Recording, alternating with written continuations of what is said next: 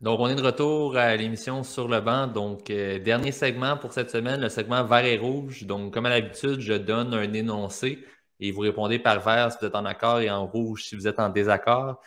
Comme d'habitude aussi, on va commencer avec ceux qui concernent plus le Canadien. Donc, pour commencer, parlons un peu de Nick Suzuki qui a encore connu un très bon match ce week-end. Nick Suzuki terminera dans le top 15 des marqueurs de la LNH cette année. Donc, présentement, il est 13e avec 23 points. Hugo? Rouge. Je pense que Suzuki, c'est cool. La production offensive de Suzuki est très cool en ce moment. Je ne sais pas à quel point il va suivre la cadence. En fait, il y a deux situations. Soit qu'il va rester dans le top 15 et ça se passe super bien, ou que des joueurs qui sont censés être super productifs vont redevenir super productifs. Parce qu'à ce moment, je trouve que le top 15 est très différent, mettons, des joueurs auxquels on est habitué de retrouver dans le top 15. Donc, je ne sais pas si justement ces joueurs-là vont un peu reprendre le poids de la bête puis redevenir les pointeurs naturels qu'ils sont. Donc, je vais dire rouge, mais je souhaite quand même une excellente saison à Suzuki. Il est déjà super bien parti. Je pense qu'il va quand même terminer avec plus de points par match. Julien? Je vais dire rouge, et puis je l'expliquais un peu tantôt. Je pense qu'il y a des équipes en ce moment qui justement, ils recommencent à prendre du poil de la bête, puis ces joueurs-là vont produire. Là, des joueurs justement comme Gauthier qui sont peut-être plus sensés dans le top 15 qu'ils sont en ce moment. Et à l'inverse, le Canadien, ça va les rattraper. Puis peut-être même les grosses minutes que Suzuki joue, là, à un moment donné, peut-être qu'il va être fatigué aussi. Donc, je vais aller pour rouge. Marc-Antoine? Ben, je pense que le top 15, c'est au moins 90 points et plus. Je vois mal un gars comme Suzuki, malheureusement, faire ça. J'imagine quelque chose autour de 80, fait quelque chose comme le point par match. Je ne veux pas dire qu'il va être loin, mais non, top 15, là, ouais, c'est ça. Là, je pense que peut-être un jour, mais pas là. Voilà. Si on y va avec le top 20, y a-t-il quelqu'un que sa décision change? Non. Non. Top 25, je t'aurais dit oui. On commence à s'éloigner un peu trop. Là. Je vais passer, on va rester côté canadien. Le CH terminera au-dessus des sénateurs d'Ottawa au classement général de la Ligue nationale de hockey. Marc-Antoine? Ah ouais, avec moi. Hein. Ça va se redresser? Je ne suis pas dans la chambre, je ne le sais pas. Mais, aïe, aïe, aïe. Ouais, si, là, là. Je sais pas. Rouge. Non. J'explique pas pourquoi. Non, non, parce que j'ai l'impression que je prendrais plus le noyau de Montréal que Ottawa. Fait que c'est juste ça. Moi, je trouvais que sur papier, c'est une belle équipe, mais c'est bien rare que tu fais Hey, salut, on fait notre liste d'épicerie, on prend ça, on ajoute ça. Finalement, lui, il réussit à faire la Ligue nationale cette année. On amène un gars du collège américain qui est Sanderson, on met tout ça ensemble, puis là, la chimie prend instantanément. C'est beau sur papier, mais dans la vraie vie, je pense c'est rare qu'on a vu ça. Là. Une équipe qui sera un peu comme Calgary, je pense que c'est un peu le même genre de scénario. C'est juste qu'eux, ils ont un noyau qui était existant avant. Fait que là, tu vois beaucoup de jeunesse, tu vois un peu de mélange de plein d'affaires. J'y crois plus ou moins là, qu'ils vont faire les séries. Cela dit, je pense que Montréal va pas faire les séries non plus, mais être un petit peu plus haut qu'eux. Là. Donc, voilà. Donc, en fait, c'est vert. Tu penses que le Canadien va finir au-dessus des sénateurs? Oui. Julien? On prend de rouge et vert, fait que... Moi, je vais dire rouge parce que je pense que DJ Smith va perdre sa job puis qu'il va avoir un entraîneur avec plus d'expérience dans le national qui va s'amener puis ça va donner un coup de fouet au sénateur puis qu'il va y avoir un changement puis que ça va être bénéfique pour l'équipe. Hugo? Moi, je vais dire vert, mais un peu pour la même raison que Jules. DJ Smith va perdre sa job, mais à Ottawa, l'affaire qui est un peu bizarre, c'est qu'on dirait que les joueurs, des fois, sont nonchalants. Genre. Mais tu sais, juste avec. Ça fait une couple d'années, mais juste avec les stands du Uber, maintenant. On dirait que les joueurs, ils ont des raisons pour chialer. Puis on a vu Brady Tkachuk cette année pas être trop content des fois de la pression qu'on lui apporte. Puis tous les yeux qui sont rivés vers lui. Fait que, je pense que le Canadien va finir au-dessus à cause de ça, justement, question de chimie d'équipe. Par contre, niveau talent brut, Ottawa en a plus, là, clairement. Mais quand même, petite parenthèse, c'est fou ce que les attentes peuvent faire mentalement une équipe. Ah, ouais, Il y a beaucoup de jeunes joueurs à Ottawa que là, ils voient des gars comme Giroud, DeBrincat, Talbot débarquer. Puis là, ils sont comme, OK, là, on est supposé d'être bon. Ouais. C'est beaucoup de pression. Puis mentalement, c'est tough. Tu sais, Ottawa, historiquement, ils ont toujours eu dans les dernières années, justement, de reconstruction-ish. Ben, tu sais, l'année passée, Pierre Dorion dit la reconstruction est terminée. Ça leur a mis une tonne de pression. Ils ont été pourris. Puis là, quand ils ont su qu'ils étaient out des séries, là, ils se sont mis à torcher parce que toute la pression était ôtée. Donc, j'ai quand même l'impression que c'est ça qui se reproduit encore cette année. Mais tu vois, c'est justement ce qui m'amène à dire rouge de mon côté en pensant que les Sénateurs vont connaître une après-élimination, si on veut, très bon, un peu comme l'an passé. Puis ça reste que en ce moment, si on compare les deux formations, j'ai l'impression que les Sénateurs ont quand même plus de talent au final. Et les Canadiens, on en a parlé plus tôt tantôt, on sent que ça commence à ralentir peu à peu. Puis c'est sûr qu'éventuellement, même après la date limite de transaction avec des joueurs qui vont être partis, tout ça, on va avoir un ralentissement encore plus grand. Donc j'ai l'impression qu'éventuellement, les Sénateurs vont dépasser le Canadien. Mais je pense quand même pas qu'aucune des deux équipes va faire des séries cette année de la façon que c'est parti. Troisième énoncé, on en a parlé plutôt les Devils du New Jersey. Donc, les Devils du New Jersey remporteront le titre de la division métropolitaine. Hugo? Ah, on va dire vert. C'est un wagon. Les Devils, c'est un wagon en ce moment. Les joueurs sont cool. Les jeunes joueurs sont cocky, c'est nice. Fait que, ouais, moi, je veux dire vert. Je pense qu'il y a une bonne ambiance dans cette chambre-là. Je pense pas qu'on va être aussi fort que les Bruins, mais je pense que si je regarde toutes les équipes de la métropolitaine, à part, mettons, là, les Islanders qui continuent à être encore sur une bonne lancée, puis les Hurricanes, qui sont une équipe à considérer depuis maintenant genre 3 ans. Je pense que cette année, on a quelque chose de plus que ces deux équipes-là qui vont faire en sorte qu'on va terminer premier. Julien?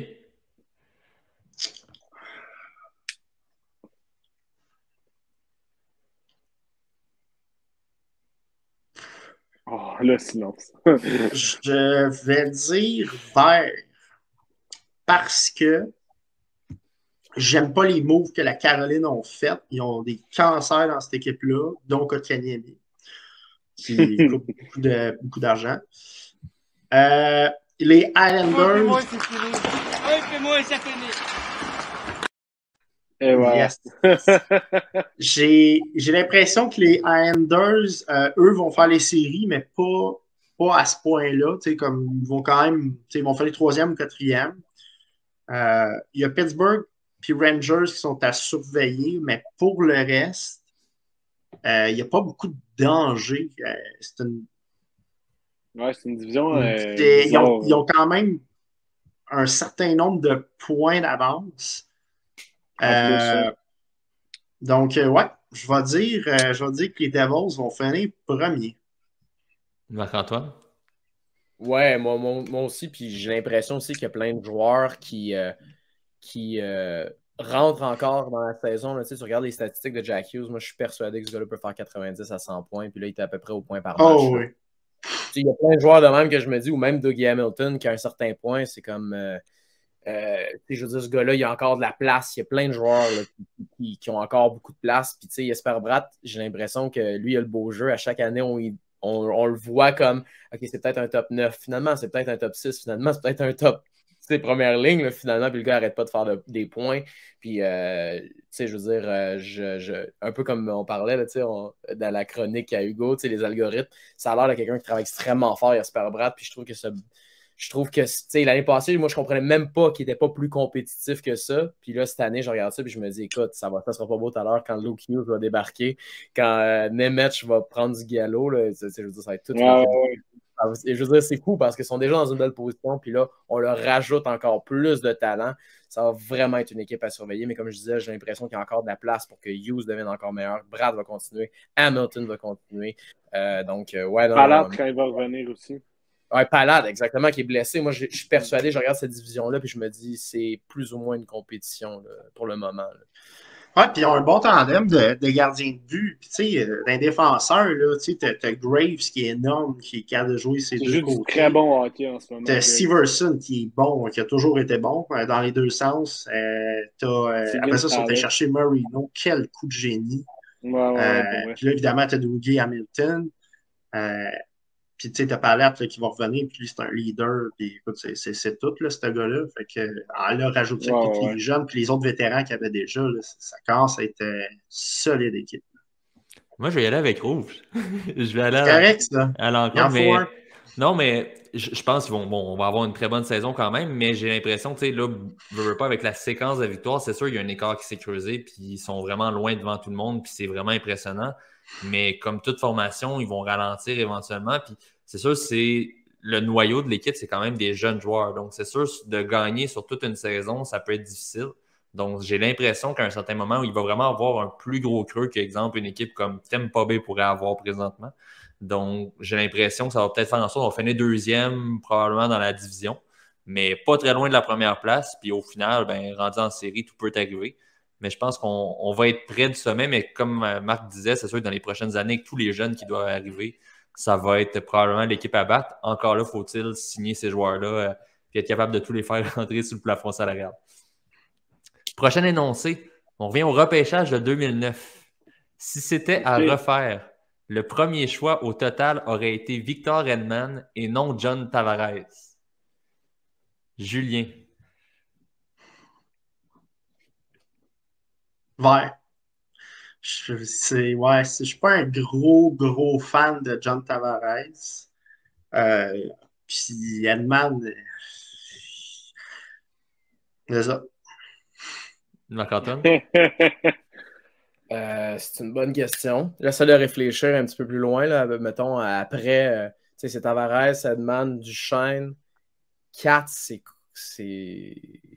de ce draft-là 2009, ça doit être quelque chose comme... je peux aller te le chercher rapidement. Mettons 4. Écoute, vite de même, c'est une bonne question, mais moi, je Evander Kane, 4e.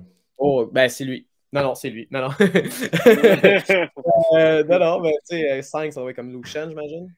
En gros, là, les meilleurs pointeurs de ce repêchage-là, tu as John Tavares, Matt Duchesne, Ryan O'Reilly, Evander Kane, Brendan Shen, Nazem Kadri, Tyson Barrie, Mike Hoffman. Ben, évidemment, j'ai passé Edmond dans le lot, là, mais. Ouais. C'est sûr que c'est une bonne question, dans le sens où moi, Edman, c'est un défenseur que j'affectionne, mais encore une fois, ça dépend tellement le joueur, il tombe dans quel genre d'équipe.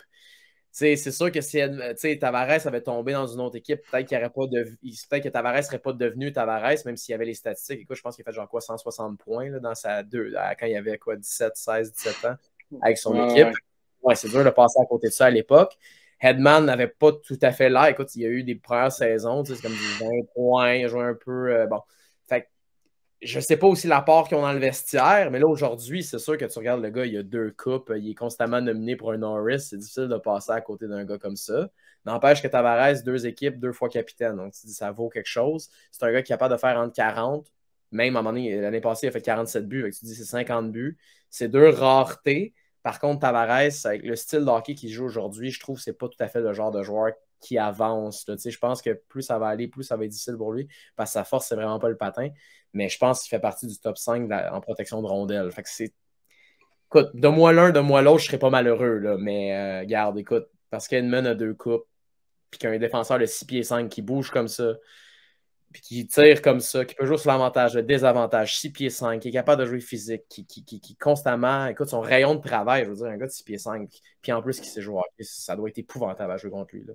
Donc, ouais, Edmund serait repêché premier. Ouais. Hugo? Vert Edmund, j'ai rien d'autre à dire, 2 coupes. L'explication était toute là. J'y vais avec Vert également. En tout cas, ça n'aurait pas été Louis Leblanc qui a été le choix du Canadien cette année-là. Donc, prochaine affirmation. Oui, c'est ça. Prochaine affirmation. Seulement 2 équipes canadiennes feront les séries cette année. Hugo?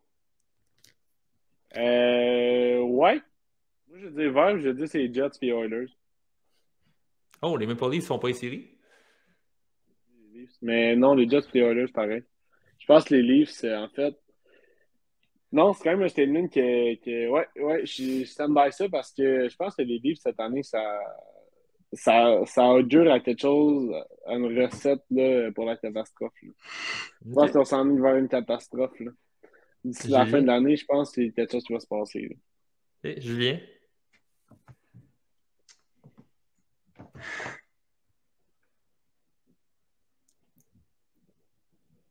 Je Je vais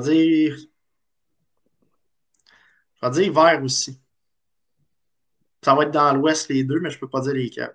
Oh, toi aussi, les Maple Leafs ne feront pas les séries de ton Non, côté. moi je pense que les Maple Leafs, là, il va y avoir Ouais, ça s'en est, une bombe atomique qui va exploser là. Ouais, moi Le aussi, je coach pense va ça. s'en aller, le DG va s'en aller. Il va y avoir des gros échanges. Moi, je pense que ça va exploser cette année. Ils n'ont pas de goaler. Ah non, ça va péter de tous les bords. OK. Marc-Antoine? Moi, je dis que c'est seulement les Oilers qui vont faire les séries. Fait que moi aussi, je pense que Toronto ne fera pas. Wow! La seule raison, c'est que tu regardes McDavid puis tu regardes Draisaitl, puis ça en saison, il n'y a rien à faire. tu peux penser avoir un plan, mettre ça de toutes les bords. C'est que quand tu as un talent ou deux talents comme ça, écoute, je trouve ça fou. Il y a plein d'équipes. Mettons, Kucherov se blesse. Bon, tu fais, OK, lui, son problème, c'est qu'il se blesse. Ce joueur-là, il n'y a pas d'ailier. Écoute, ces deux-là, ça n'a pas de bon sens. Écoute, des games où ils jouent moyen, qui se traînent les pieds, ils trouvent le moyen de faire 3 passes, puis l'autre, il fait 4 buts. Là. Tu fais, ouais, ça n'a pas de bon sens. Là. Ils font 125 points par année. Écoute, tu regardes McDavid, s'il ne s'était pas blessé, ça serait juste des saisons de 100 points en ligne. Je me dis, écoute, ça en saison, c'est sûr que tu vas aller gagner des matchs comme ça, là, même si c'était désorganisé défensivement. Puis je trouve que leur défensive assez un petit peu améliorée. C'est sûr que dans les filets, c'est une catastrophe, mais tu sais, quand McDavid est capable de faire 3, tu te dis à tous les matchs, c'est pas impossible qu'il fasse entre 3 et 6 points, tu sais, je veux dire, c'est rendu, écoute, il y a vraiment c'est pas une métaphore, c'est comme, non, Non, c'est vrai, là. Petit point, puis c'est ça, puis il n'est pas tout seul, il n'est pas tout seul à tirer le bateau, puis Nugent Hopkins qui frôle le point par match, au nombre de buts qu'il marque, ils vont faire les séries. Après ça, moi, l'année passée, j'en suis pas revenu que les Flames ne sont pas passés à travers, on va dire merci à Markstrom, mais écoute, puis le bout de Markstrom, ça, je suis pas étonné, mais pour le reste, effectivement, je suis quand même surpris. Ouais, c'est ça. Fait que, c'est pour ça que quand j'ai vu ça, je me suis dit, écoute, ça va être une vraie joke. Là. Les Flames vont passer à travers, ça s'en va en finale, peut-être même de la Coupe Stanley. Là. Peut-être qu'ils vont trouver la bonne recette pour battre l'Avalanche, le bon mix. Finalement, non, mais écoute, moi, comme Toronto, ça va être épouvantable. Ce qui est plate, c'est qu'il y a tellement de pression que ça va être difficile de ne pas jeter tous les joueurs en bas du bateau. Ouais, exact. Tu donnes des gros contrats que tu fais, au moins si tu es jusqu'ici au niveau du plafond, avec ton 6 millions, le défenseur à 6 millions, toi, c'est un peu Sledom ou je sais pas, n'importe qui, là. Mais tu sais, là, tu fais Muzzin, il allait à Brody. Écoute, tu me le donnes pour, je sais pas, 1 million par année, je suis pas sûr que je le prends. Avec tu fais, ouais, ok, c'est pas si. Muzzin, c'est les blessures. Brody, il a ralenti en tabarouette. Muzzin, c'est fini. Mais tu sais, Muzzin, autant les blessures, même tu me le donnes là, en ce moment, mettons qu'il serait en forme, tu dis, il a été un extraordinaire pour les Coupes Stanley que ça l'a donné quand il jouait avec Doughty, mais là, aujourd'hui, tu le regardes aller et tu te dis, écoute, je le regardais pivoter, j'ai fait si bol, j'ai quasiment le goût qu'il joue dans ma ligue de garage pour que je le contourne, tu sais, je veux dire. Je trouve que c'est très difficile, puis j'y enlève rien, je veux dire, ça a été là, un joueur extraordinaire avec les Kings, vraiment. Ben, comme Weber, à sa dernière année, il était plus capable de tourner, là. Oh, ouais, écoute, tu le vois que, OK, on est mieux de le faire jouer de ce côté-là, là, de son côté fort, parce que naturellement, on tourne mieux du côté où on joue, c'est-à-dire un gaucher à gauche tourne mieux à gauche. Fait que tu fais, bon, une chance, puis au moins, il y a la longueur du bâton parce que tu joues de ton bon côté, parce que sinon, là, écoute, je le regardais aller, puis il veut pas rentrer en contact avec le joueur adverse tellement que tu sens que c'est fragile son affaire. Là. Fait que, écoute, pas de défenseur, tu mets de la pression sur 4 attaquants, puis t'as pas de gardien. Tu fais, là, rendu là, les boys, on fait ce qu'on peut, là, tu sais. C'est pas facile. Écoute, tu donnes 10 millions à tous tes joueurs d'avant. Qu'est-ce que tu veux faire rendu là? Tu sais, c'est pas facile. Je trouve qu'il a manqué de vision beaucoup vraiment. Dans sa gestion du cap salarial. La plus grosse erreur, selon moi, ça a été de signer Tavares à 10,5 alors qu'il y avait déjà des top guns à l'attaque.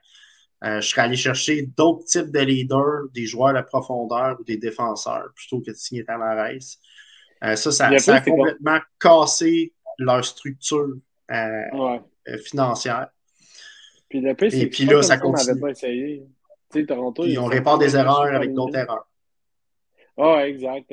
Tu sais, les leaders, les simili-leaders qu'on essayait d'aller chercher, tu sais, c'était pas tant des gros leaders, tu sais, je veux dire, Nick Foligno puis Mike Giordano, on s'entend-tu qu'il y a des meilleurs capitaines que ça dans le show, là? Giordano, je pense qu'il était meilleur. Foligno, c'était le Catel. Ouais. C'est peut-être pas des mauvais leaders, mais c'est qu'il n'y en a pas assez. en nombre la problématique. Puis, tu sais, ta vedette Matthews il a l'air un peu d'un cancer dans le vestiaire, malheureusement. Juste quand tu vois, il provoque une bagarre, puis après ça, il trouve ça drôle que ses chums se fassent péter à la gueule. Tu sais, c'est pas. Ouais. Mais en même temps, c'est ce que j'allais dire. Peut-être que justement, OK, oui, Tavares, c'est 10 millions, mais en même temps, si tu ne vas pas en surenchère, tu ne l'as pas. Puis moi, je pense que si Tavares n'est pas là, potentiellement, il ne se rend même pas en série, là, peut-être. Non. Tu regardes le mix, puis tu fais oh là. Puis en même temps, qui peut. Tu sais, c'est ça qui est plate à dire, c'est que tu ne peux pas signer les joueurs que tu auras toi-même repêchés. Les fans vont t'arracher la tête, puis ça va créer énormément de problèmes parce que ça veut dire que tu ne fais pas confiance à ton head scout, ça veut dire que tu ne fais pas confiance aux joueurs que tu repêches. Si tu ne donnes pas de contrat à Marner, si tu ne donnes pas de contrat à Nylander, si tu ne donnes pas de contrat à Matthews, qu'est-ce que tu veux dire? C'est tellement des joueurs qui réussissent, tant mieux. Ça veut dire qu'ils ont performé, fait qu'on est capable de leur donner des gros contrats. Mais l'envers de cette médaille-là, c'est qu'ils sont tellement bons, il faut tellement que tu les payes, parce qu'ils jouent ensemble, puis ils sont bons, puis il y a du talent, que tu ne peux pas ne pas les payer 10 millions parce qu'ils carrément vont s'en aller, parce que, écoute, il y a des avantages fiscaux ailleurs, tu peux aller jouer au soleil, tu peux aller jouer à plein d'endroits. Tu dis un marché stressant comme Toronto, tu n'as pas le choix au moins de gagner. Fait que, oui, ça aurait été quand même le fun d'avoir Tavares à 7 millions, mettons, là. Ou un contrat comme Kadri. Un peu un Suzuki. Un peu un Suzuki. Ouais, exact. Un peu un Suzuki. Ils n'étaient pas rendus au même point dans leur carrière, c'est ça le problème. Non, mais c'est peut-être un avantage pour les Canadiens à ce moment-là, justement, d'avoir pu le signer un petit peu plus tôt.